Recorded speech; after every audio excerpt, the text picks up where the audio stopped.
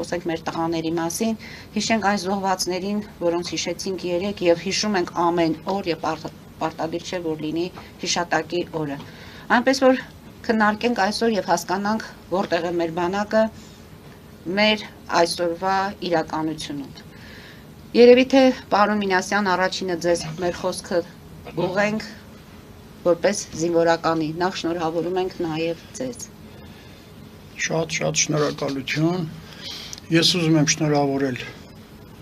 ողջ բանակին, բայց նամանավանդ ուզում եմ առանձնացնել այն տղաներին, որոնց այսօրվա իրավիճակը ես գիտեմ, կրակի շուրջ այսպես ձեռքերն են տաքացնում, ձյունը գալիս է, երբեմն անգամ սննդամթերքի ճանապարհները ձնապատ են լինում, փակված են լինում, չի հասնում, ուշանում են, անգամ սնունդը կարգավորում են մասնաբաժերի, որտեղ գիտեն կարող է մի օր կամ երկու օր հանկարծ ուշանա։ Ես նամանավանդ շնորհավորում եմ իրենց, որոնք այսօր հենց այդ փոքրիկ կրակի շուրջ, այսպես փոքր, այսքան, հենց մի քանի փայտի խոտի արանքներում կանգնած են ու պահում են մեր անդորը, մեր երկրի անդորը։ Ես ոչ միայն շնորհակալ եմ, այլ խոնարհվում եմ նրանց առաջ եւ շնորհավորում եմ ողջ բանակին։ Պարոն Շիրինյան, դսենք ձեզ որպես արդեն հասարակական գործիչ։ Ասեմ, որ բնական է, որ շնորհավորում եմ մեր սիրելի նաև պարոն Ալիկ Մինասյանի Ալիկ ասեք։ Այդպես սկզբից ասեմ, հետո բոլորին, նաև նրանց, ովքեր մեր բանակի ակունքներում են, բայց այն ակունքներում, որոնք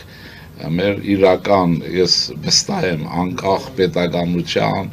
այդ շունչը փոխանցելու են դարետար, ես չեմ կասկածում, այդ հայ զինվորականությունը պիտի վերականգնվի իր դժվարություններ եւ ամեն ինչով, բայց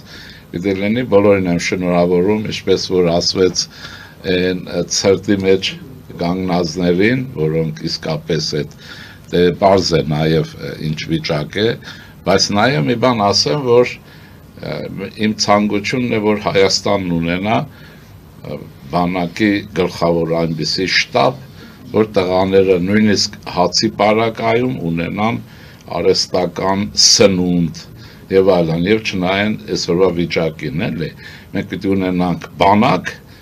սովորաբար ասում են զինվոր, դա ճիշտ է, բայց բանակ, որն ունի գեներալիտետ, եւ որը ռազմավարություն գիտի,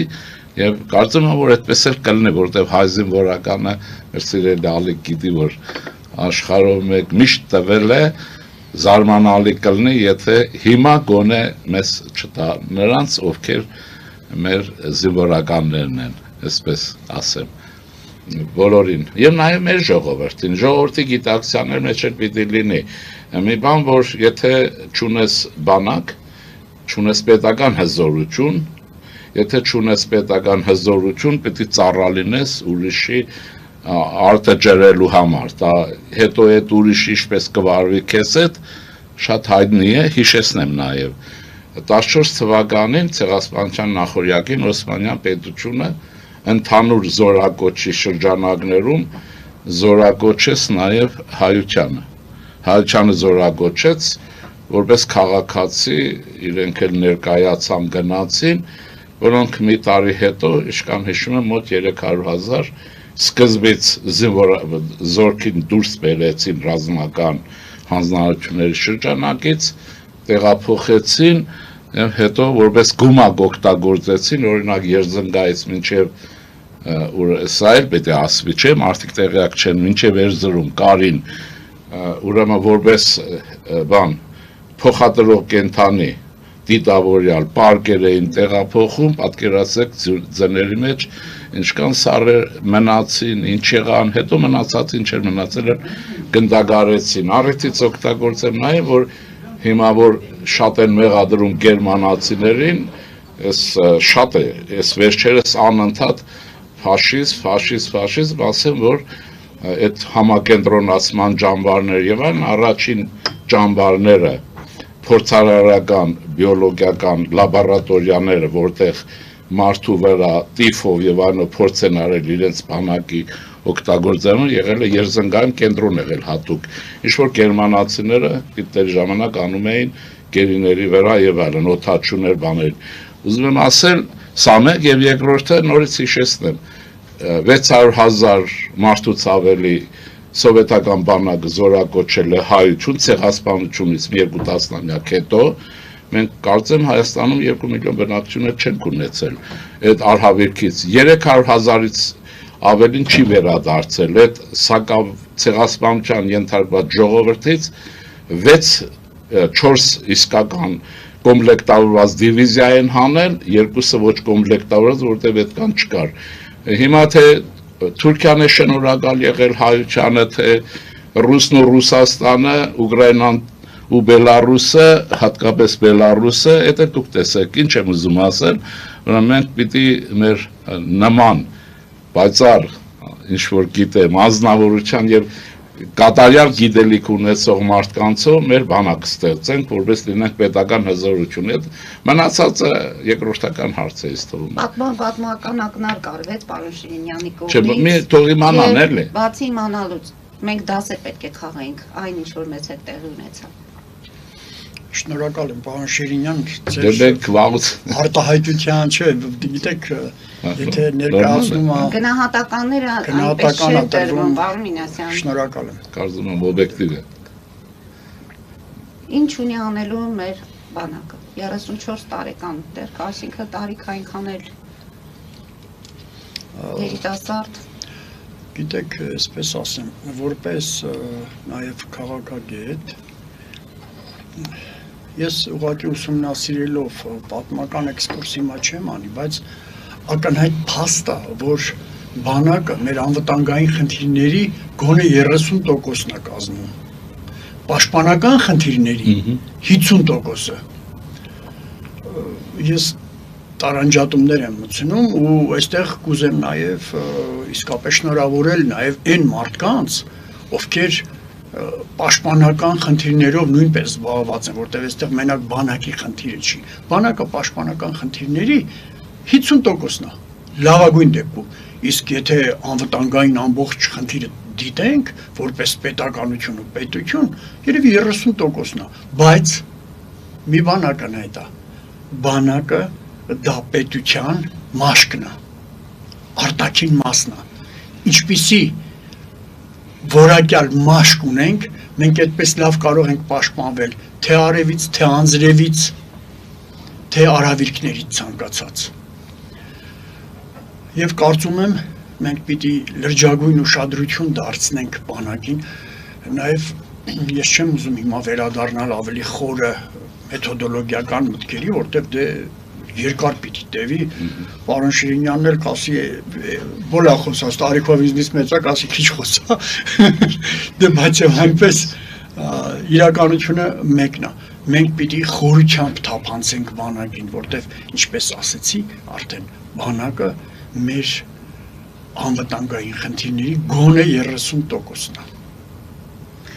Պարոն Շիրինյան, բանակի վերափոխման վերաբերյալ շատ ենք խոսել պարոն Մինասյանի հետ, հատկապես 44-օրյա պատերազմից հետո, ասեմ, որ պարոն Մինասյանը այդ պատերազմի ժամանակ իր ջոկատում ունեցել ընդամենը 2 վիրավոր եւ բավականին տղաների այսօրվա մեզ հետ լինելու հանգամանքը հենց պայմանավորված էր գրագետ ճիշտ հրամանատար ունենալու այս տրամաբանությունը։ Հիմա վերափոխվում է բանակը, զինծառայությունը, ժամկետային զինծառայությունը, կրճատվեց պարազինությունը, ամեն դեպքում փոփոխվում է, վերափոխվում ենք, դուք միշտ նշում եք, որ այս ամենի զուգահեռ մենք պետք է ունենանք կրթված սերունդ, որպեսզի այդ սպառազինությանը կարողանա տիրապետել եւ ընդհանրապես, ինչպես պարոն Մինասյանն է ասում, մանկապարտեզից պետք է դաստիարակել տղաներին, նոր հետո ճանապարհել ծառայության, որպեսզի այդ միջանձնային այդ հարաբերությունները չկարգավորելու դեպքում մենք չունենանք դժբախտ դեպքեր եւ այլն։ Ամեն դեպքում այս բարեփոխումները մեզ ուր են տանում։ Դե պետականության կայացում են տանում, այստեղ մենք չպետք է կասկածենք, ուղղակի պիտի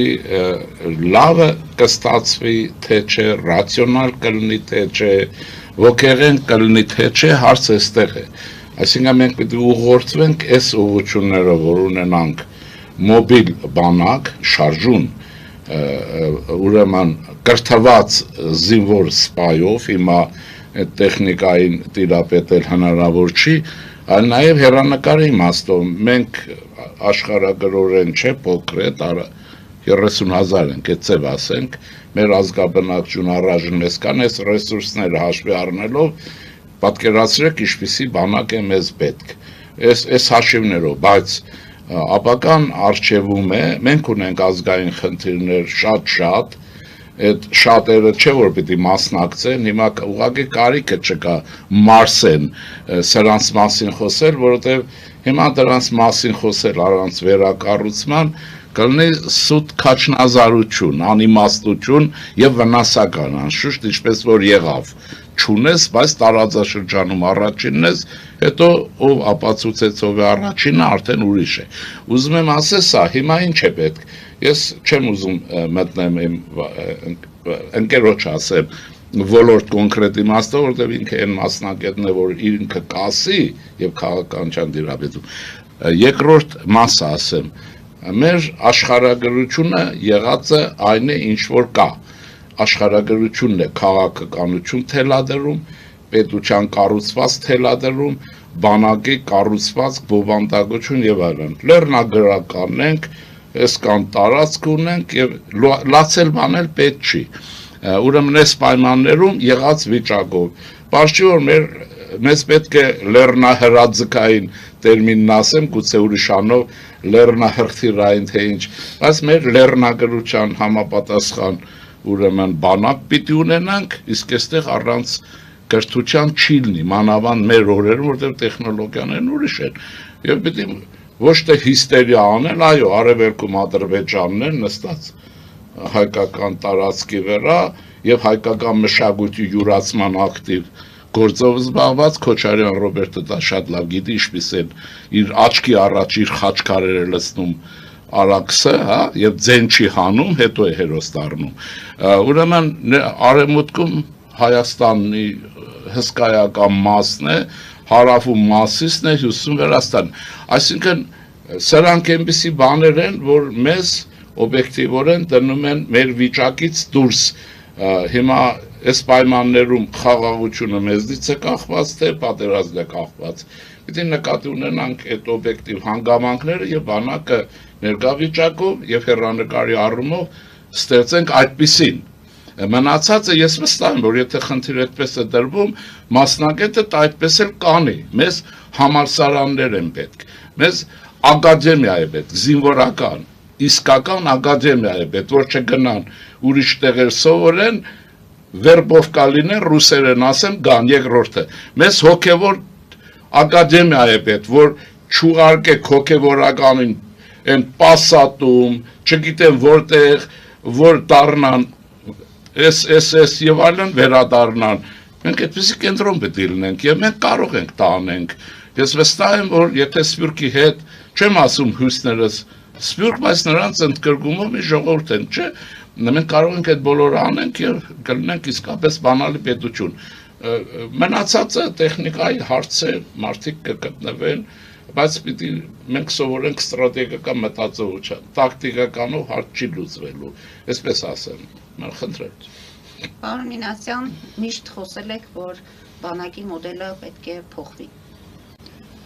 Այո։ Եվ պարոն Շիրինյան, այդ լեռնագնացության մասին մենք խոսել ենք, որ նույնիսկ դուք ասում եք, որ մեր տղաները պետք է իմանան ժայռերի մեջ ինչպես պատասպարվեն, ինչպես կարողանան, մի խոսքով, այն ինչի մասին մենք տարիներ շարունակ խոսել ենք, հիմա ընդհանուր հիմի ենք բերում։ Ես ուրախ եմ, որ պարոն Շիրինյանը նույնպես վերադարձավ այդ հարցին, այսինքն դա նշանակում է մարդիկ հանձինս պարոն Շիրինյանի համաձայն են այն մտքին, որ այո, պետքա փոփոխություն, որտեղ կախված լանդշաֆտից։ Ինչպիսի լանդշաֆտ ունես քո դիմաց, քո թատերաբեմը ռազմական ինչպիսին է, ըստ դրա դու պիտի ունենաս բանակ։ Մանավանդ ես արդեն մի քանի անգամ դա ասել եմ, որ մենք իրավունք չունենք մեր տարածքում պատերազմ մղելու, պատերազմական իրավիճակ ստեղծված մեր տղաները պիտի հայտնվեն իրենց թիկունքում, այլ ընտրանք մենք չունենք, լավ նայեք, հիմնական մասը, անգամ Սյունիքի այդ հիմնական հատվածը, եթե նայում ենք, 42-ից 46 կիլոմետրանոց լայնք ունի, դե այսինքն հասանելիա ցանկացած հրանոթի համար հասանելիա, հիմա մենք ոնց կարող է լուրջ պատերազմ մղենք այնտեղ, որտեղ մեր ժողովուրդը լինում է կրակի տակ, դե հիմա մի հատ էլ բանակ է այնտեղ լինի, փորձելու են բանակին խոցել, բայց խոցելու են խաղաղ ժողովրդին։ Փաստորեն մենք վնաս ենք տալու դրանով։ Հետևաբար, այո, պարոն Շիրինյանի հետ լրիվ համաձայն եմ, բանակը պիտի ձևափոխել, այլ բանակ է պետք մեզ։ Այդ չգիտեմ, ոնց են կոչվում, հատուկ նշանակության կոչեք, անունը կարևոր չի, անունը ստեղ կարևոր չի, եւ այդ բանակը ստեղծելու համար մենք պիտի մոտենանք մեր արմատներին։ Ես արդեն ասել եմ, փոքր տարիքից հերոստատեսության պետությունը պիտի սկսի զբաղվել երեխայով, որպեսզի նրա մոտ արագագործությունը, կոորդինացիան ունենա, որովհետև դրանք չունենալով երեխան, որը գալիս է բանակ, պատանին, որը գալիս է բանակ, ինքը արդեն թույլ է, համապատասխան չի, ինքը ստանդարտ բանակի հարմար է, բան չունեմ ասել, զենք բռնող, ավտոմատ բռնող, այսինքն ինքը կարող է նմանվել մեր ֆիդայիներին, ես ինձ էլ եմ համարում այդպիսին, բայց բանակը դա կանոնավոր տեսակ է։ Ժամանակներն են փոխվում, Ժամանակները փոխվել են, զենքերը փոխվում, ամեն ինչ է փոխվել։ Հիմա մենք պիտի ստեղծենք երիտասարդին այնպիսին, որ ինքը մտածելու ունակությունը, ֆանտազիան, ես արդեն խոսակցության ժամանակ ասեցի, տարերը մենք բոլորս գիտենք, մենք կարողանում ենք նամակ գրել, բայց բանաստեղծություն գրում են շատ քչերը, այսինքն այդ մտքի արգասիքը բանակում անպայման պիտի երևա պատերազմի ժամանակ, գործողությունների ժամանակ, պաշտպանվելիս, հարձակվելիս, այսինքն մտածելու ունակությունը, արագ մտածելու, ես դրա համար ասի, արագ մտածելու ունակություն, կոորդինացիա, դրանք փոքրից է գալիս, եւ դա առավելություն է տալիս անգամ մեր ազգին, որը որ գնում է արտասահման, թեկուզ մի քանի տարով գործելու, ապրելու հնարավորություն է տալիս իր որակը ցույց տալու որպես տեսակ։ Այստեղ տեսակի որակի խնդիրն եմ ես կարգավորելու։ Հիմա գրում եմ, ես դրա մասին էլ եմ գրում, եւ իմ սաներին, Մոնթե Մելքոնյանի վարժարանի սաներին, ես այդպեսին էի ուզում տեսնել, բայց տեսեք, պատերազմը ցույց տվեց, պարոն Շիրինյանը արդեն ասեց, որ պատերազմը ցույց տվեց ով է ուժեղ, այդ հոխորտալով, որ մենք ուժեղ ենք, չգիտեմ, Կովկասի վահագրն ենք, չէ՞, պարոն Շիրինյանը։ Այդպես էին ասում։ Հա, համենայն դեպս այդպես, մենք խոսում ենք, մեզ դրել ենք, չգիտեմ ինչի դուք եք մարտի դաշտում եղել, տեսել եք շատ։ Եղել եմ, համաձայն եմ, բայց գիտեք, իզնից շատ կախված չէ, ես ընդհանրապես մի հատ գնդապետ եմ եղել կամ հարցեր, այտենց լրջագույն հարցեր, որը վերևից նկատի ունեմ հենց այդ պահին էլ եք տեսել այն բացերը, որ կար։ Տեսել եմ, աչքիս առաջ է եղել, փորձել եմ ինչ-որ բան, ասենք թե լրացնել ունակություններով, բայց միևնույնն է քիչ է, դա պիտի գա լրջագույն պատրաստվածությունից տակը պատրաստված մարդ պիտի ունենաս, որ այդ խնդիրը կարողանաս կատարել։ Հենց այնպես խնդիր չես կատարի, դրանք հեքիաթներ են։ Դրա համար այն կարծիքին եմ, որ մենք լուրջ պիտի մոտենանք եւ ես ցանկանում եմ, որ